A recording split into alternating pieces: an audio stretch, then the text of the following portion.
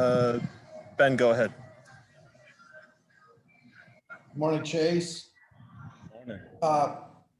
You had some pretty big news in the quarterbacks room recently with Colson moving to receiver. What was your reaction to that, and how's that impacted what you're doing right now?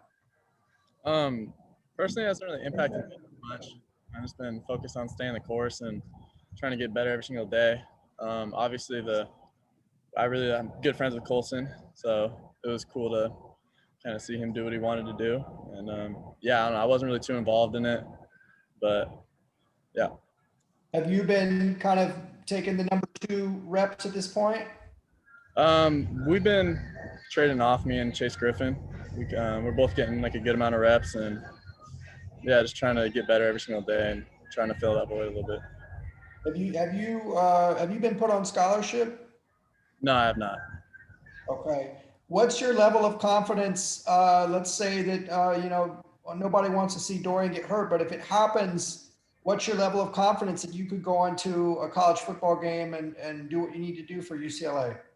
Yeah, I'm very confident in myself and the guys around me. I mean, I've been training for the last year and a half here, just trying to get ready for that moment to get in the game. So if I got in, it'd be cool, and I think that I'd be able to handle it pretty well. Thank you. Tracy, go ahead.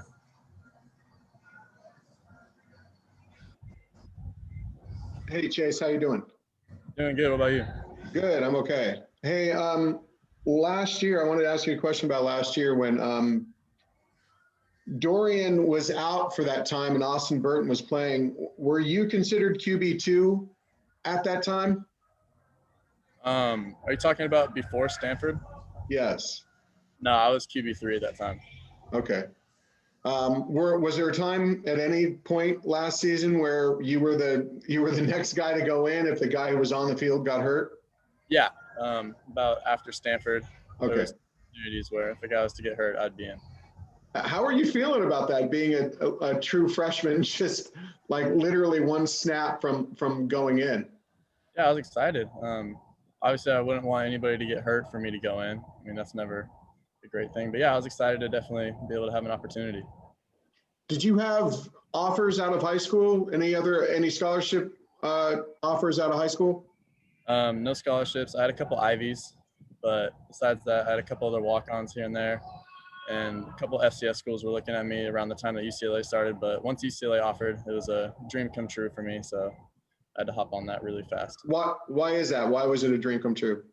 I grew up about 2.5 hours north of here, and my parents always, like UCLA fans, they always said UCLA is a great school. And growing up, I guess I kind of just became a UCLA fan that way. And it was kind of I was really hoping for a UCLA offer, but once it didn't come with a scholarship, a walk-on was the next best thing. I was really excited to get that call from Coach Bible.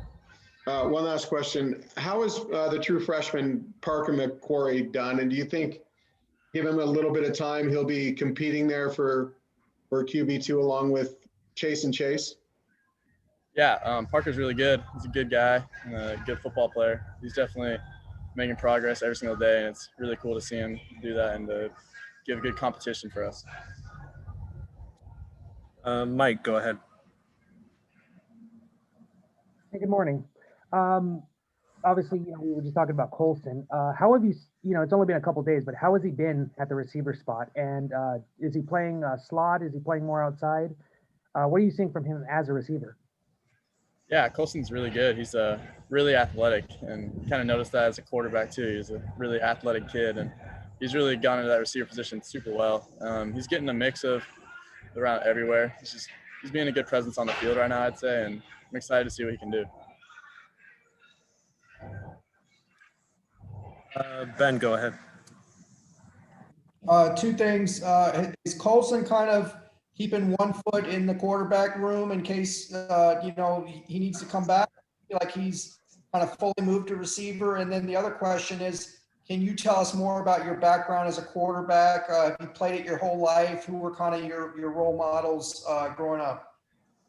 So yeah, Colson, I'm not really sure whether or not he is keeping a foot in the door or not. That's not really my business to talk about. I really don't really try to bring it up with him. But personally, for my life, I started playing quarterback in middle school, Played all of high school, played 4 years on varsity, and then moved around a couple times. But looking up to QBs, I'd say Tom Brady is, I think that's every QB's role model, but I think I definitely look up to him.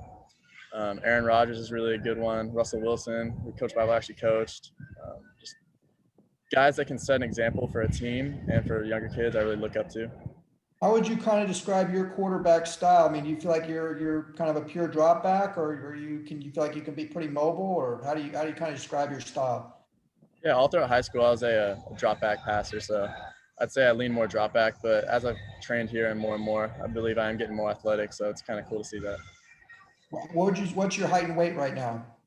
I'm 6'1" or 6'2", depending on where I measure, and I'm about 200 pounds, 205. Is that a good place for you right now? Yeah, I've always, when I came in here, I think I was 190 or 195, and so I'm 200 to 205 pounds. I feel athletic, and I feel good and healthy. Thank you. Tracy. Hey, compared to last year when when you were one snap away from going in, how much more confident are you being in command of the position right now? How your knowledge of the playbook, just your grasp of the offense, all of that? Yeah, I'm a lot more confident, especially now. After COVID too, I know that whole offseason when we just had probably 4 or 5 months just alone to dive into the playbook. I think that really helped me and just kind of get control of all the formations and the schemes and everything that our offense does. So an experience out here, definitely. Every practice, I feel like I'm getting better and better. So it's exciting. Getting better and better, or do you think like you have a really good grasp where you could go in and you'd feel like you were in command? Yeah, I think I could feel like I'm in command. I mean, when I'm out here, I do feel like I'm in command in certain aspects, and I feel like I can run this offense. Okay, thank you. Ben, you want to take our last one?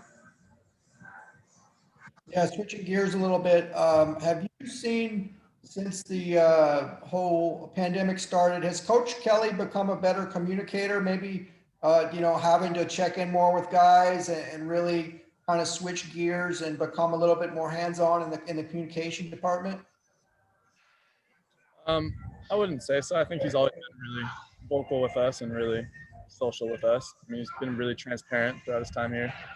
So I wouldn't say I've seen like a big jump in that, but I think he's doing a really good job. Okay, thank you.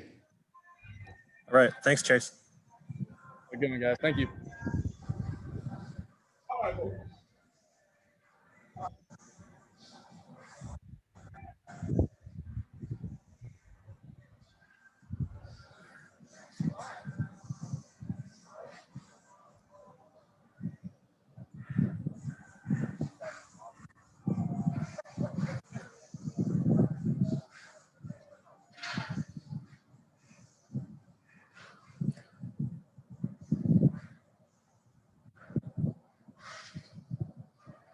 Morning. All right. We got Chase G for anybody with questions. Let's start it off with Ben. Good morning, Chase. How you doing, Ben? Good to see you. Good to see you too. So the other Chase was saying that, you guys are kind of battling right now for that backup spot now that, Colson's moved to receiver. How much do you, I mean, obviously you never want, to see the DTR go down, but if that happens, how much do you kind of want to be the next in line there and show what you can do? I mean, I don't really focus on the depth chart. I'm more of a performance person. I focus on each practice being ready for week 1. And if my number's called, I know that I have to prepare myself to be ready to win that game. And that's my duty to myself. That's my duty to this team. What would you say was your reaction when you heard that Colson was moving to receiver? I don't really focus on, other people's decisions that they feel that are best for them. I'm glad that he's at a spot where he's happy. He's a great teammate, and look forward to throwing him touchdowns. Thanks. Rick Kimbrell.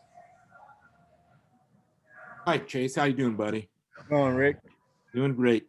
Listen, what did you work on to prepare yourself for the season, and how much did the COVID-19 situation either help you or was it a hindrance?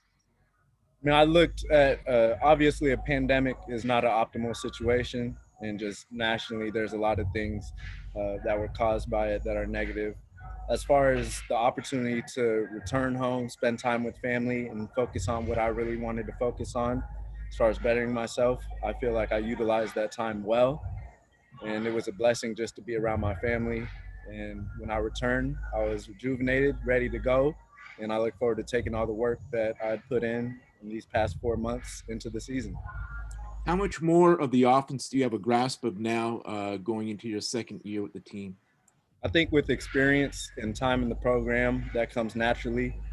But also, you know, when as you learn more, it gets easier to accumulate the knowledge because you're able to use it more on the field. And I'm out here feeling comfortable. Each day I just progress a little bit more and more. And at the end of the day, the focus is competing with myself, making sure myself is better each practice. That way, when week one comes, week two doesn't matter. I'm going to be ready to win games, and that's what I have to do for the Bruins. Generally, how does the offense look right now? Are you guys looking like you're getting? Are you ready to start playing on November 7th? Offense is ready, and you know we're ready now, and we're going to be 10 times more ready come November 7th. We're excited, and we're firing on all cylinders. Excited to show in the first game what we've been working on. Thanks. Mike. Morning, Chase. How you doing? Excuse me. How's the run game going? You know, obviously you have to replace Josh Kelly, but you have some new guys coming in. You know, not a lot of experience, but you guys have a lot of depth. How's that going? And also, how's the running game amongst the quarterbacks? Are the quarterbacks going to be running a bit more this season? Thanks for the question, Mike.